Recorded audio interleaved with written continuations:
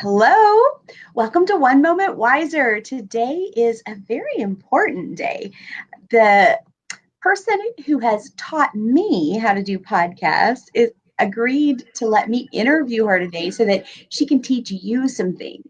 So today we have Yong Pratt, and Yong is the trainer of the how to create a podcast in a weekend. So podcast in a weekend has been super helpful for me.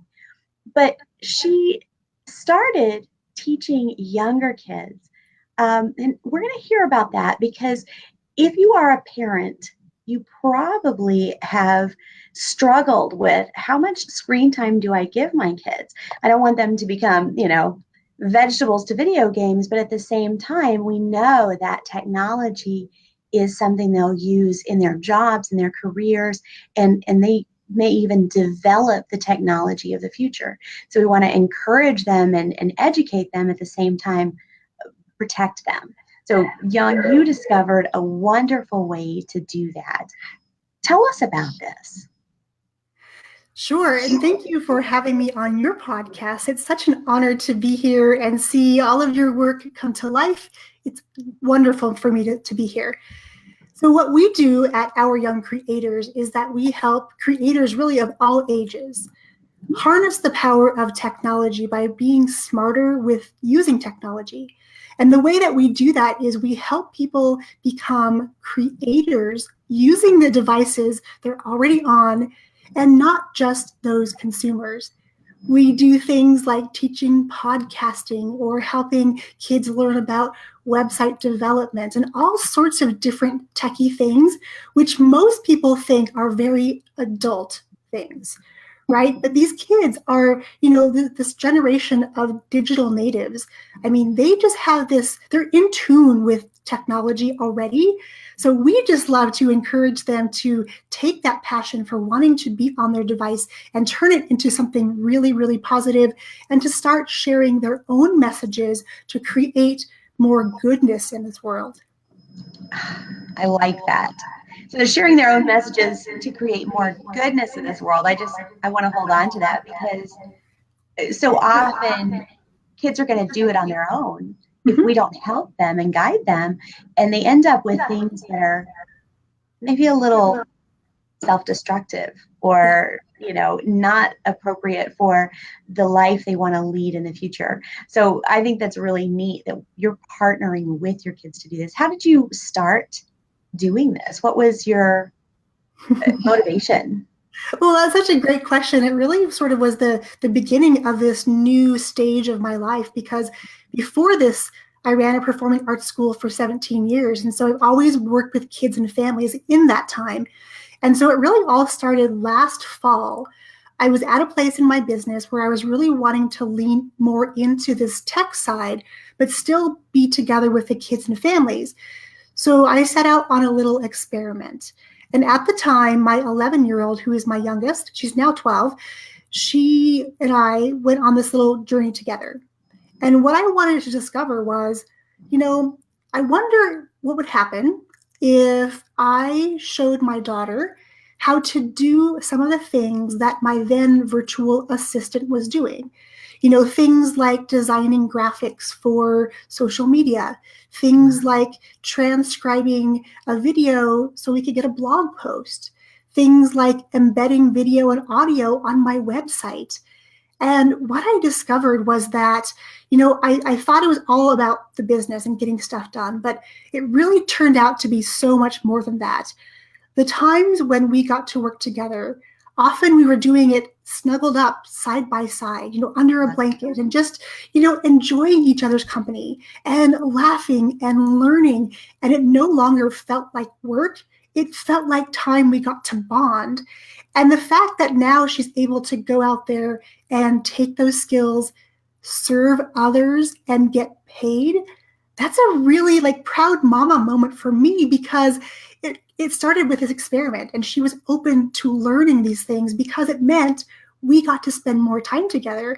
So for all the parents listening, if you have a child at home and you're wanting to create time with them where you can do something, you can build memories, And if you can also give your kids some skills that they can use in their own life, so when they go out into the big wide world, they're ready. They know they can go out there and serve others. They're not tied to having to get a 9-to-5 job because they've learned skills they can do from their dorm rooms, from across the world, literally everywhere. But it's that time together that I love the most about everything that we do. I love that. And teaching them ways to earn their own income, to pay their own way from anywhere is, I think, even I know people my age that want that same kind of thing. So I'm glad that you hosted a podcast in a weekend. You're an excellent teacher, by the way. I teach for a living, and curriculum takes a lot of refinement. You develop something, you present it, and then you refine it based on the student's needs. But you really have taken this enormous course that has so much information and so many things that we can do, so many layers. You've taken it and you've chunked it into the most important, like, first steps for people, and put it into a really exciting collaborative weekend. I have enjoyed it so much. Are you going to offer this again? I am, yes. I haven't decided on the dates, but we are going to offer this again. It's been such a wonderful weekend. There aren't really words to describe it because, when our mutual friend, Kim White, said to me, I want to create a podcast, but I want to be able to learn how to do it myself. But I don't want it to take weeks and weeks and weeks because I don't have that time. Right. And then we got to talking a little more about, most people don't have that time, which is why when a lot of people purchase courses, myself included, they never get finished because they're not formatted in a really doable, actionable way. They're just, they're voluminous for one, huge, huge, huge. It would take you literally all day, every day for a full month to get through all of them because it's so big. And she said, we need to create something that people can do quickly, like give them super quick wins in the easiest and fastest way possible. So she was the one that challenged me to put together this class for a membership that she runs to see if it was even possible. And what I've discovered in this weekend is that it's totally doable. And the energy that you and all of your classmates have brought to this weekend has just filled me up. And I'm excited to go out there and offer it to more people because I now know that it's totally doable. And if we can, at the end of a single weekend, get more kids podcasting, get more families podcasting, get more businesses podcasting, and let them know they can do it too. It's not outside of the reality of what's possible for them. They could totally make it happen.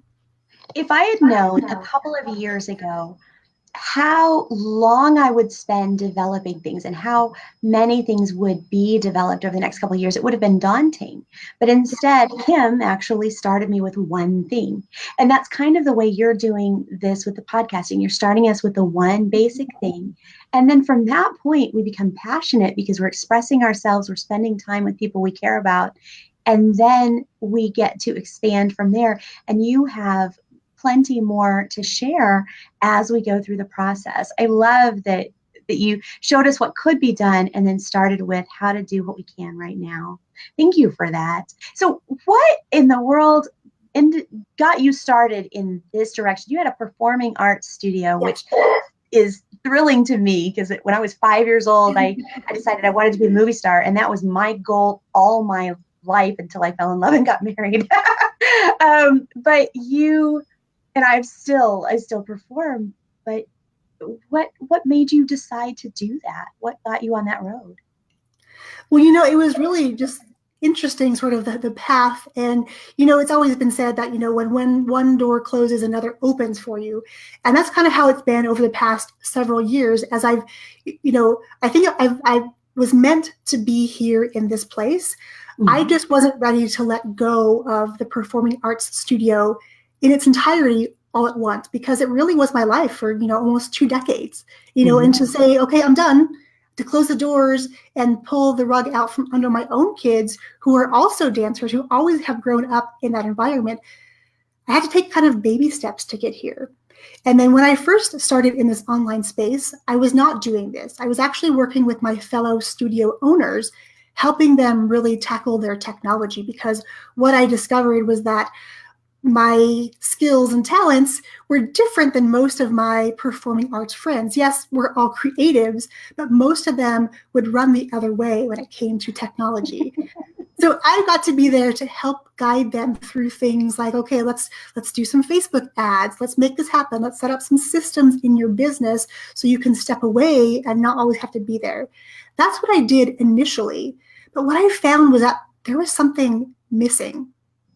And the more searching I did, the more I realized the missing piece was the kids, because that had been my life for 2 decades. And so even though I was still teaching and sharing my passions for technology and the way that I kind of view it from an artist perspective, and technology is a little bit different how I approach things, that missing piece of the kids, though, really was crucial. So that when I started with my daughter, and we were just doing it as an experiment, like I shared earlier, I didn't know it was going to become a business. I had no idea. Yeah. However, when I started sharing the story about what we were doing and posting pictures of us, doing stuff together, and people were messaging me saying, wait, I want to do that too. Can you show us how to make that happen in our family? And from that, and with a couple of really great mentors and, in my corner saying, this is your skill set. Like, you need to be doing this thing. And, podcasting was among the processes that I was just not really wanting to dive into for various reasons.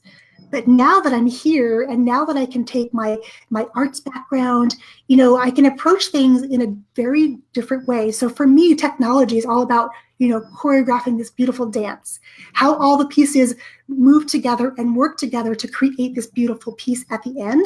So it's been such a blessing for me to be able to pivot and transition and make choices to get me here, because now more than ever, after 17 years as a business owner, like, I feel so comfortable and so confident with, who I am, what I offer, and, what I bring to the world. So it's a wonderful place to be. Oh, that's awesome. I love that you're choreographing your life. That's so cool. You mentioned something, you kind of resisted the change. You thought this was just for fun.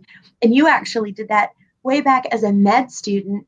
You resisted dance and arts as a career, but your heart just kept going, oh, but I love it so much. Yes. And so you tried medical, and you realized that wasn't you, even though it was what you were told to do. And then you did dance and theater, and it's just blossomed into one transition after another, one beautiful thing after another. And you're keeping people out of the doctor's office, right? You're helping them to have fulfillment and stress relief and physical activity.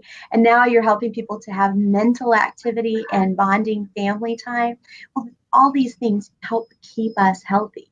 So I just love hearing people find what's really inside of them and listen when others say, this is what you do that makes me respond.